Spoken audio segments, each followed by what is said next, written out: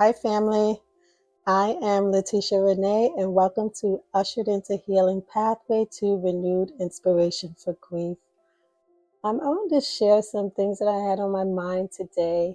And one of the things that I was thinking about was family. Past coming holiday just passed, Labor Day just passed. We have Thanksgiving coming up, and then following the Christmas holiday for those that celebrate, or whatever holiday you celebrate. One of the things that tends to happen within families, or at least happened in mine, was the disbursement of family. You know, every holiday, my mom and dad would get back at the house and they're cooking and singing. My dad has Motown playing as loud as he could and singing throughout the house, dancing with my mom. They're just having a great time together, and my brother and I would come over and be in that atmosphere, being the midst of family, of togetherness, of love, of food, delicious food. But when my parents died, all the traditions died with them. All the family time and gatherings died with them. Even going to other members of our family's homes, whether it be the aunts or the cousins or the uncles, when they died, those family gatherings died with them. And the next generation didn't pick up the pieces. I didn't pick up the pieces. And I wonder why. Is it because fear? Is it because it would just bring back all the memories of the fact that mom and dad are not here? I can't say. I don't really know why I didn't pick up the tradition of family gatherings and get-togethers. Other than it wasn't in my heart anymore. It wasn't in my mind anymore. But that was my story. And I brought it up to encourage those of you that are freshly grieving to possibly keep traditions going, keep traditions flowing, and use that time and gatherings to talk about your loved ones, to share fond memories, to share laughter and love, because family is very, very important. So throughout my grief process,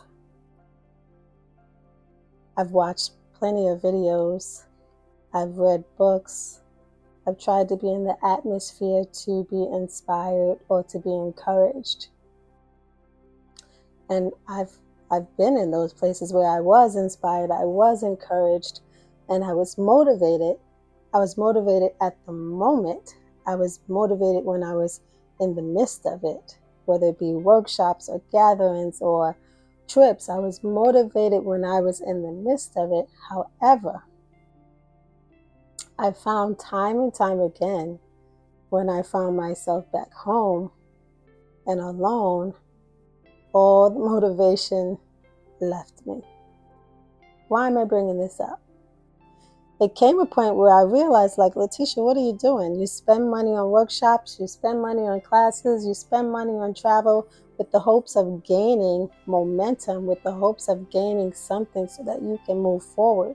And I started to move forward, but oftentimes I would just stop and stay stagnant because, real talk, I just didn't feel like it. I didn't feel like putting in the effort. And it wasn't until I got to a place where I had enough. I had enough of what was happening to me. I had enough of stagnation. I had enough of my own sorrow.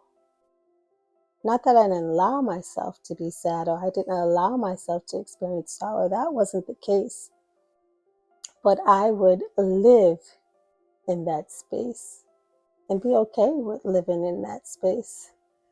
But it came a time when I noticed I've been living in this space for far too long. And I'm not saying that's your story or anyone else's story, but for me personally, I realized I've been living in this space for far too long. All the workshops, all the classes, all the things that brought me motivation and inspiration and encouragement, it's for naught if I don't apply what I've learned. It's for naught if I don't apply what I've experienced. So I encourage you all that are watching, that are listening, that are grieving, fresh grievers that have been in a state for years upon years.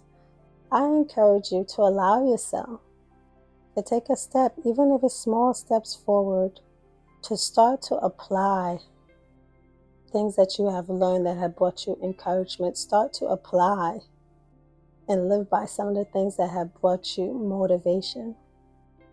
And as you start to allow yourself to get in the groove, I'll say, of allowing and applying, you'll start to see a shift in your grief. As in shift, I mean, you'll start to see like, hey, today's a pretty good day. Yeah, I thought about mom, I thought about dad, but I thought about them this time in a good space. I allow myself to think about them this time in a happy place. Whereas before, anytime I would close my eyes to think about my deceased mom or my deceased dad, I saw mom sick, skin and bones. I saw dad sick, skin and bones. I saw the pain, I saw the agony that they faced. So it was fearful and traumatic for me to close my eyes after my parents died. But the more I started to gain momentum on the experiences that I had that brought me encouragement, that brought me inspiration, that brought me excitement, the more I started to experience that and put myself in position to start applying, not just listening and hearing and being moved in the moment, but start applying what I'm hearing to my own life and see what it'll do for me. And I promise you, I am not who I was 10 years ago. I am not who I was 5 years ago. I am not even who I was last year. I'm better. And I fought to be at this place. I fought past my own inner doubt, my own negative self-speaking. I fought past all of that to get to this place where I could sit before you all now and have this conversation with you. Was it easy? No. I didn't think it would be easy, but I knew I had to make a choice. And I just want to extend the same encouragement and motivation I found watching different people, watching different stories. I want to encourage you to put yourself in that position. Even if for a moment, gradually, step by step, maybe one day, once a week, you'll watch something, you'll listen to something that brings you motivation and encouragement. And then that once a week can turn into twice a week. Twice a week can turn into a week. Whatever the steps that you are taking, I just encourage you to take the first step. And if you have already taken the first step, I encourage you to continue taking steps toward your own healing. And I thank you. I thank you for this time. I thank you for this space. I thank you for your attention. Because whether you know it or not, you all are a part of my healing process. Those of you that are listening, those of you that are watching, you all are a part of my healing process, because what you see now is me taking a step, me applying all that I have learned to get to a place of healing. Me coming out of the box, me moving outside of my comfort zone and actually speaking upon grief. Anybody that knows me knows I'm pretty quiet, laid back, reserved. But now I'm in a position where all that quietness has to go out the door, and I need to use my voice. I need to use my voice not only to help me heal from the inside out, but to help somebody else heal. And I am on a mission. I am on a mission to get people in a place, or to help and support people in their place of hurt, in their place of darkness.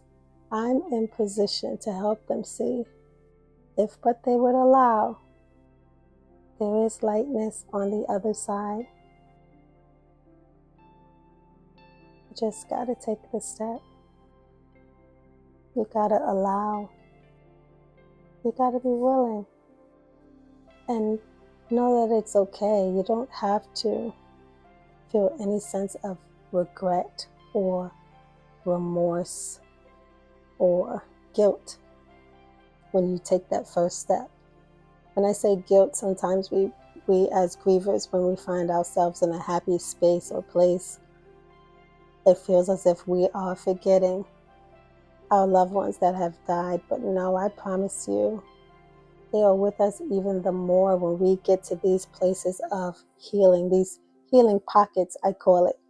I don't know if we necessarily heal all at once, but we definitely experience healing pockets, I'll call them, that stay with us, that grow us, that mature us, that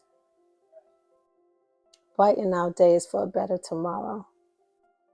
And as we heal, the dynamics of our relationships with other people heal. As we heal, the dynamics of our life grow and expand. So family, I just wanted to be of some encouragement to you on today, to let you know that you are magical as always, and you matter even when you think you don't. You have no idea who's watching your very steps, who's watching your very moves, who's encouraged and motivated by you. Why? Because even though you don't see your light, somebody else sees your light. Even though you don't know your own worth, someone else can see past your doubt and know that you are worthy. Know that you are magical. And know that you have so many gifts brewing inside of you, just waiting to come alive. You just have to allow. So until we meet again, family, I thank you. I thank you. I thank you for this space. I thank you for this time. I thank you for this reality. I thank you for your attentiveness and being a part of my healing. Until the next time, be ushered into healing.